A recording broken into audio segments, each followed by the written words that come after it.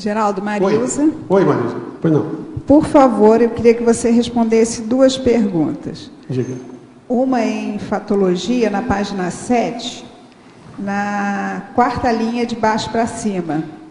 A associação nefasta do belicismo com o fanatismo religioso, que você abrangesse o que você colocou aqui e falasse, eu acredito que tenha sido uma autossuperação, a superação da religiosidade beligerante por meio da descrenciologia cosmoética. Assim, bem, a associação nefasta, você tem que entender o seguinte, tudo isso daí, no meu entender, é pano de fundo. Né? A intencionalidade desse verbete é fazer a limpeza, né, da minha psicosfera, né, das minhas relações, ver os meus acertos kármicos, né, o que eu tenho ainda para dever, o que eu tenho que fazer para limpar isso daí de mim, porque no momento que eu sair daqui, teoricamente eu quero fechar o livro e esquecer, ir para frente, adiantar. Então, queira ou não queira, isso daí não deixa de ser uma reciclagem interna minha. Sim. Também, né? Também. Então, eu estou muito consciente disso, né? A gente fala aqui de igreja, a gente fala de templários, a gente fala de tudo, mas a intenção aqui é linkar com esse grupo e fazer o desassédio. Uma coisa que eu observei, né, que você repete no verbete, é a questão da grupalidade, né? Da intervisão grupo kármico. Exatamente. Você então faz isso. É reciclar realmente. É fazer essa reciclagem. Deu para entender. A partir da descrenciologia. Tá?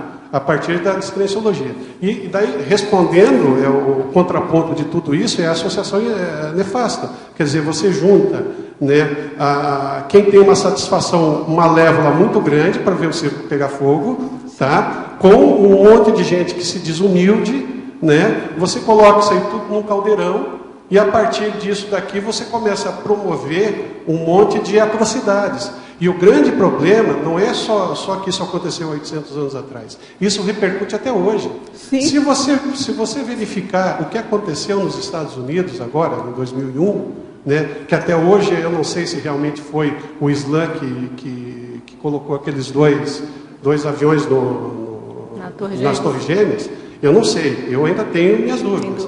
Mas se você observar o maniqueísmo existente nas afirmações do então presidente Bush, é o seguinte, olha, ou você está a favor dos Estados Unidos ou você está contra. Existe o bem, que somos nós, e existe o mal, que é o resto do mundo, e todos aqueles que querem fazer o mal para a gente. Isso nada mais é do que o reflexo daquelas cruzadas. Porque ele, queira ou não queira, ele promoveu uma cruzada, uma guerra religiosa, a partir, né, desses fatos que ocorreram, né, na década passada. Então, o que me chama a atenção é que se passou 800 anos, né, e esse povo ainda está utilizando do mesmo mote, do mesmo subterfúgio, que é juntar religião, né, e guerra para dominar, para usar isso de uma forma de eu ter o poder. Existe, só para terminar, eu vi 2 semanas atrás, tem um seriado do Netflix que se chama House of Cards, né? Ou seja, são 13 capítulos, é bem interessante, porque mostra a radiografia do poder em Washington. Então conta a história lá de um deputado que deveria ser secretário do Estado e colocaram ele de lado e todas as jogadas dele, as articulações, as artimanhas que ele usou para se tornar no final da primeira série vice-presidente. Então, você percebe o seguinte, ele diz o seguinte, ó, tem gente que acha que o dinheiro é importante. Eu não acho, eu acho que o poder é importante. Né? E agora, enquanto você tiver nesse planeta Terra pessoas, consciências que acham que o mais importante é a dominação a partir do poder, né? A sociedade, né? O nosso planeta Terra, ele não vai conseguir a evolução que tanto a gente está trabalhando. Então, eu acho que, diante de tudo isso aí, também é uma postura minha. Tá, Geraldo, né? Em cima do que você falou, eu entendi o seguinte, me corrija se eu estiver errado. Pois não. A fatologia seria o povo islâmico ter jogado o avião, os aviões lá nas torres. Isso é a versão oficial. Tá, mas é o que a gente tem. Naturalmente. Tá, só um minutinho.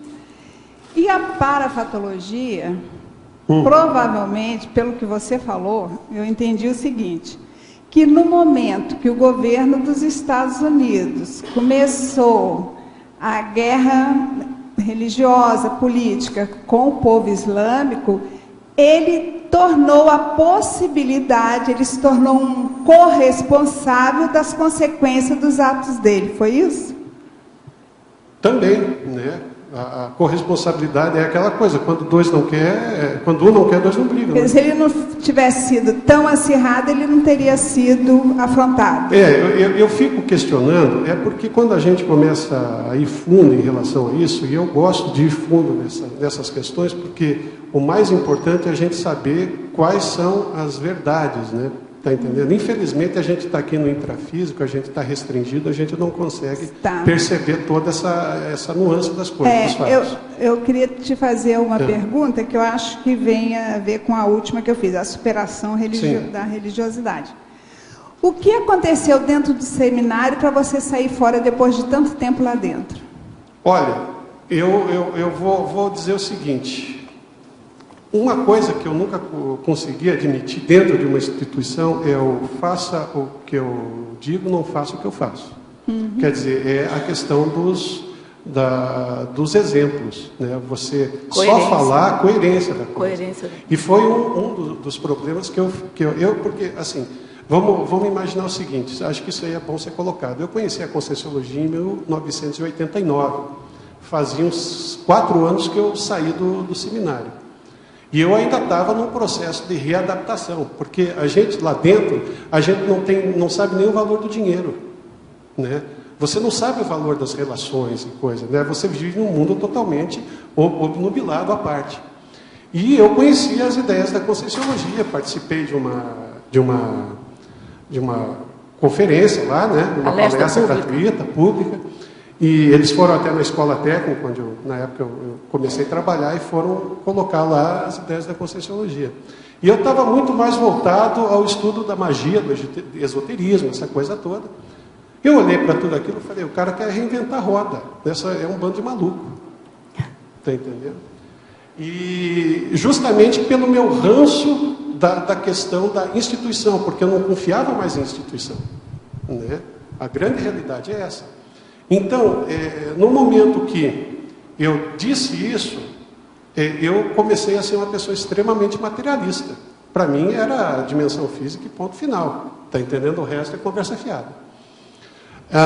Em 2005 eu comecei a ter eventos, né, de projeção.